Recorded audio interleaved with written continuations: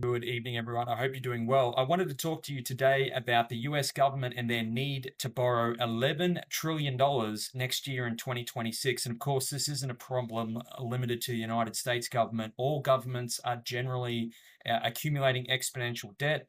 And like the US government, most governments don't pay off their debt. When the bonds mature, they simply re-borrow the money and then borrow some more. So if we look at this graph here in the US government's case, the US government collects about $5.1 trillion in tax revenue per year. They spend about $7.1 trillion. So next year in 2026, because a lot of their debt is financed short term, and that's a topic for another video, but a lot of the debt is short term, it needs to be reborrowed pretty frequently. 9 trillion of the debt comes due in 2026. So the US government's going to have to reborrow 9 trillion because they won't be paying off any debt. They're going to be borrowing another 2 trillion on top of that. So $11 trillion total, which is more than double their entire tax revenue for the year. And you might say, well, where are they going to borrow this money from? Well, one place, this is the Federal Reserve's data, Federal Reserve chart, money market funds, so high interest cash funds. And they currently, as you can see, balance has been growing, and they're currently sitting at $7.481 trillion.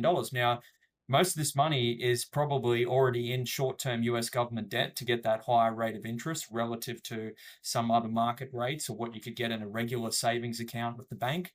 And so most of that money is already there. So that's about maybe 6 or 7 trillion covered already. And then if we go to the Federal Reserve's interest rate decision last week, the Federal Reserve, in a time when we're going through an inflation crisis, a cost of living crisis, what's the Federal Reserve doing? They're announcing $40 billion of buying per month at this stage, although they've said they're going to change the amount based on how each month's going. But at the moment, $40 billion a month in treasury bills. So they're going to be buying short-term government debt with money that they invent in their computer. Of course, it's not money printing. We don't want to call it that. We're not allowed to say that that's what it is.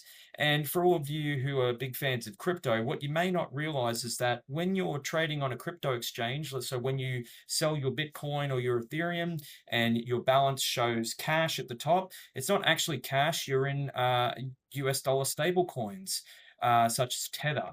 And you can read more about that if you'd like to fact check me. But so what goes on with these stable coins, and this is one of the reasons Trump administration put through the Genius Act, and they want to, be involved in the crypto markets. That because they require 100% reserve banking with liquid assets like US dollars or short-term treasuries. So when you're sitting in cash in your crypto account, guess what? That money's being loaned to the US government. So the debt will continue to grow and keep on keeping on.